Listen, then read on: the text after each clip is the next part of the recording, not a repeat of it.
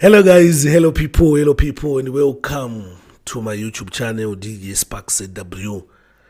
Nyaya ndinayo panapa inyaya yezvakaitika last year muna December. Mukadzi wangu anga ine pamuviri ndobva ndamubarisa ndega. Ndakamubarisa mumota ndi murodhi kuni tiende kuclinic. Naita ndingomfana wangu anonzi sheriff achiti Djsparks nezvitopa makatsanangurira vanhu nyaya yekuti makatakura munhu akafa kuenda kuparira nyatwa from Cliff. The way yanga mutaura story yenyu yanga ichinakidza kuti nemafilimu mashutira munoita nezvamunombosangana nazvo muupenyu mugona kupota muchitongoshiona vamwe vanhu mastories ezvinenge zvichiitika. Saka I decide kuuya nenyaya iyi kuti ndimboita se ndimbogulainei ndimbokudze zvakaitika musi wandakazvarisa mukadzi wangu ndega. I think vanhu vazhinji vanozviziva nesara around me vanozviziva kuti Djsparks vakazvarisa mukadzi wavo wega panga ine nhumbu. Sada kukudza the whole story, the full story yacho munyatsoibate kuti watagwana. Tinoshuta tiri maminute kungoti pamwe pacho pasina makamera patiri but hey tinoshuta mafilimu. Saka chakaitika daily manje ndifunga ndakangosvika padeni musi wacho. Saka ndifunga kwanga kuma 12 pandakasvika padeni pandakaona foni yangu ine mamissed call amaJD vachindifonera. Hapana ndakumadayira manje because hapana zvandaita ona. Saka panguva ndakasvika padeni ndakasvika ini ndakaona wife achiita se ichingotendera marounds achingoshinyira ndakati boy chii chikunetsa mada kuzvara here tikuendese kuclinic zvanzi anga timbomira chichimweya munongoziva kuti pamba pacho vakadzi ka vanonge vachiti kuzvipatara kuzvendeka uno zvinogara stereki saga nditange ndayatsonzwa pain ngozvinondisiya. Saka ndati aisa ndakurara zvangu nozvondimutsa ndachinge zvaita se paipo. Saka ndakatongondimutsa kuma 3 vandamuti anoge ndimborara mbijana vandarara paipo achingorova maraunds ake mudheni achibva zvondimutsa kuma 5 vandamuti ngoda 20 minutes mudhara ndaidelaya mudhara ndichiti ake ndingorara mbijana zati takaneta kafuti zvinhu zvacho. Saka kuma to 6 ikoko ndo pandakazoona kuti paipa panga kuzhamba manje ndakatsoona kuti panapa ndichirare panapa atoma 1 ndobva ndapinda mota madaisa zvinhu zvake chichichi zvipreparation chichichi madaisa mota. Saka musi wacho tatina Jordan Jordan anga asipo. Jordan anga akaenda kwateta wake iriko.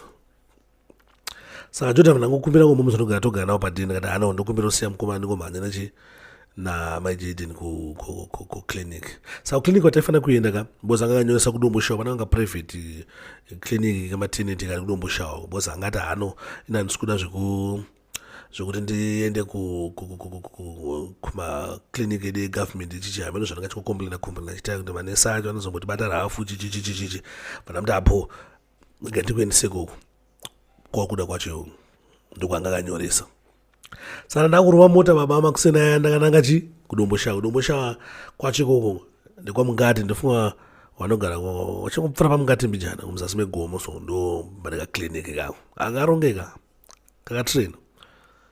Saka ndakurova mota takuenda ndasvika pamwe panonzi pamvere chena so ndopakatanga kunditi mwana uda ubuda mudhara ndakaona horaka ndakanochoka kumashure sebozanga agara mashure ndati vatitone pandaona baba pakutanga pana chinhu chadaita se chada kubuda zveshuwa mudhara. Saka pamvere chena pane pangu pandoziva so pana doctor pataimboendesa momusi yangu madezi avaita se avairwara ndobva ndasvika papera padhuze ndeparodi ndatopanga padhuze ndeparodi so ndasvika papera ndatasa kuona kuti pane munhu here abva napa pana munhu papangona gadhi. Pandakadzoka mumota baba ndobva ndakaona zveshuwa kuti patoshata poisi papo kutenge pane chinhu chakutobuda waisiya kutenge musoro ipapo vanoti pana patoshata vandakandomuti pusha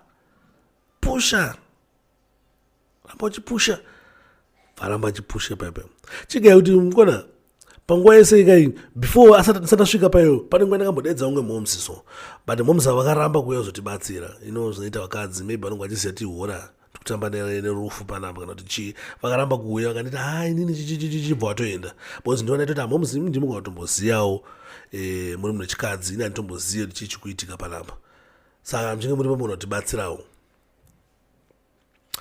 Ndandikutaurira kuti momsi vakaramba ndikaedzaona zvishoti pakaipa vanhu vabatsire zvisho vana vabatsire mudhara kana uchingori pama1 vana vaite sei vana vabatsire varamba momuziva ndadzokera kumota kwekweya ndakamuti pusha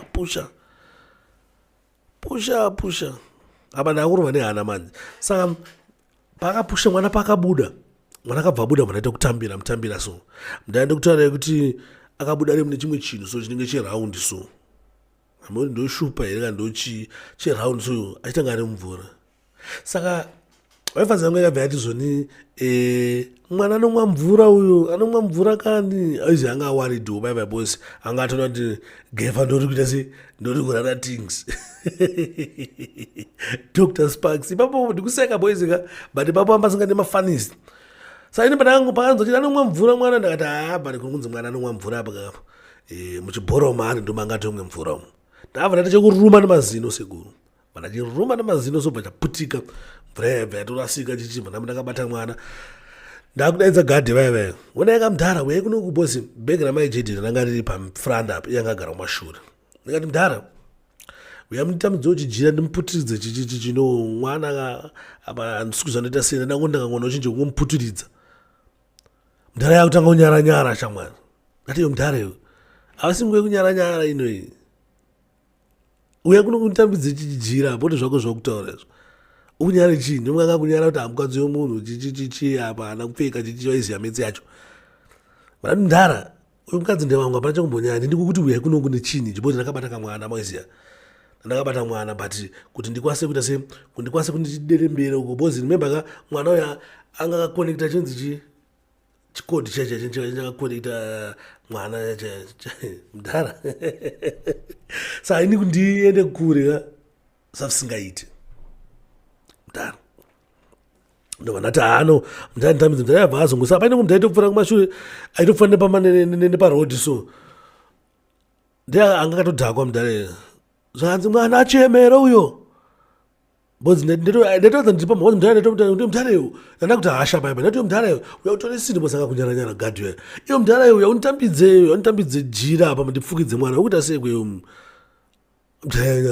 saka zvaa zvakutonzwika nditodaidzisa mudhara azongadhakwa azongo iwe mwana achemera uyo bozi ndanda kuzopana kumomuzi futi wanga kupfuura funda kwati momuzi uye muone mwana zvara ndomuita sei chichichichi momuzi yabva waramba futi vanikudomboshawo futi vanokudomboshawa zvakaoma saka mudhara ndakazoti mwana achemere bozi mwana akachimutambira pakabuda paipa nguva yandakaruma chichinja chandika ndonguva yakabva ti hanzi mwana achemere uyu ndikati mwana achema nzi saka bo chienda kuchipatara nemudhara yeye ndobva ndatora chichira mudhara yakazouya vanatora chichira vandamuputiridza mwana saka panenge zvakada kuitika manje papo ndobva ndaizogona kuzouraya munhu manje papo haiva ndobaikonsitameta because mwana akakonekta chinhu changa inacho padumbu papaguvhu paipa ndofunga ndochonzi ndochevakanzi chonzi chevakuru here kana kuti chii hamira kuti chii chinjo ndipo ndada kuti da uchidhonza so but pandakati da uchidhonza ndakatsonzwa kuti akarwadziwa zvimwe zvaya zvokadza kuti pane pain yamuruva yange itori wesi kudarika pain yanga inayo pesapo ndabva ndasiya ndangomuti hauna wangu panapa ndangokubatisa mwana uyu ndambo ndamuputiridza ndaticho chibata mwana chachitoshingirira chibata mwana tongomanya kucleaning mudhara ndakarowa mota mudhara rodhi kudomboshawa mudhara yakashata but ndaiti mota ina basa mudhara mapoto apa kune December kune kwanayaka saka kune mapoto mune mvura ka baba ndaitsatidzira vanhu mvura baba dzimwe mota baba ndichirova pasi ndichienda zvoti skinde mwenga zara madhaka so baba kwasana angapate kana ingo cleaner ne wiper so ndani chisvike papapo ndichiti paka mota so ndichidedza manesi kuti mwana unazvaira mota chichichichichezia manesi ayabva auya abva atoona kuti chibaba charova graft manesi akazonakirwa akatanga nozondipa sando dzimwe dzekuti ndatozonoti panapa pana hora because chinja ndaitya manje zvazvo zvinhu zvekuti anogona kunge amedza mvura here amedza mhepo hameno zvakuzotaurwawo zvanzi haana kumbomedza mhepo then hameno zvimwe zvangazonga kumisa haicho chakatrena mani clinic yakatrena iyo hameno zvanga kuisa mumhino so chidhonza bvambaya majekiseni itetenasi tichi bozi wanga kusatrasta mabatiro angaita bozi angazvariswa negefa kazi gefa maoko nenge sina kugeza nenge sina kupfeka maglovhos kati chii saka kuti mwana anganozorwa nitetenasi kana kuti chii ona medzi yacho saka ndo zvakaitika izvi bva wazomutora bva watotora mai wacho bva watokata zvida kukatwa chichichichichichi bo ene zvimwana atoriko saka ndo zvakaitika guys sometimes tinouya nenyaya idzi guys not isusu tiri macontent creators tinitsvaga content but tichiuya nenyaya idzi kuti tisimbise vamwe vanhu but dai angari mumwe murume maybe aitotisa kadai angari mumwe murume aitoita rimwe firimu riri rakatodhakwa dai kana ndakaita nini because ndakangomira ndakati ngandingoti se ngandingorove mawex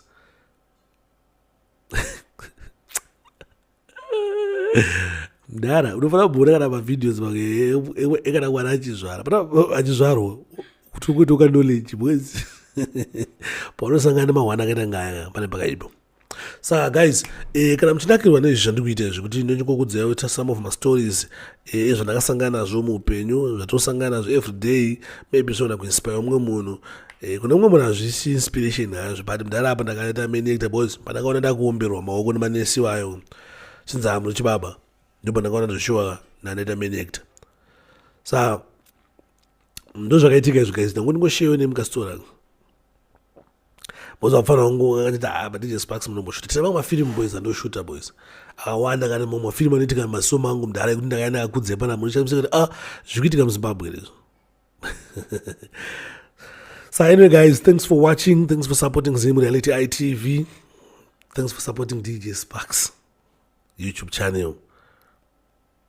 Panapa ndichingokuigirawo nyaya dzakasiyana-siyana dzingoitikawo munyika yeZimbabwe tichiuya nadzo panapa tichikupakurirai muchinakirwa zvenyu muri pamadeni enyu.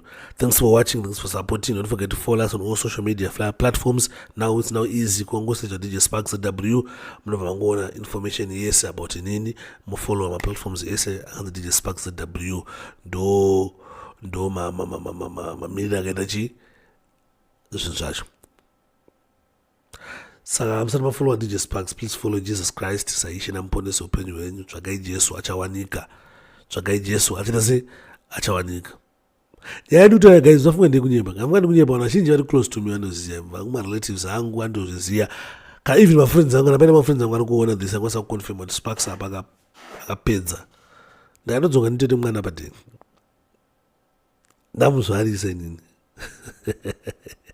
nyamukuta Sparks. Handisingori biggest YouTuber chete, ndine mamwe maprofessional tinawo echinyamukuta. Anyway, thanks for watching, thanks for supporting Zim Reality ITV. Big up yourself, Janelle. My name is Janelle because it's God's grace. Now I'm telling you the Janelle. Why? Because it's God's grace. Janelle should not go to God's grace. But it was grace. It's not like in the paying a stereo, the remaining, but it was grace. Yakashane papa ndikunyepere guys. Grace. God's grace. Sakano the Janelle. Ngarasigana wa did. It's God's grace. Anyway, still I am out. Thanks for watching, thanks for supporting. We are open for business. We are open for business. Anyway, big up yourself, Django, behind the scene. Behind the Django man, behind the scene, big up yourself, my youth. So blessed.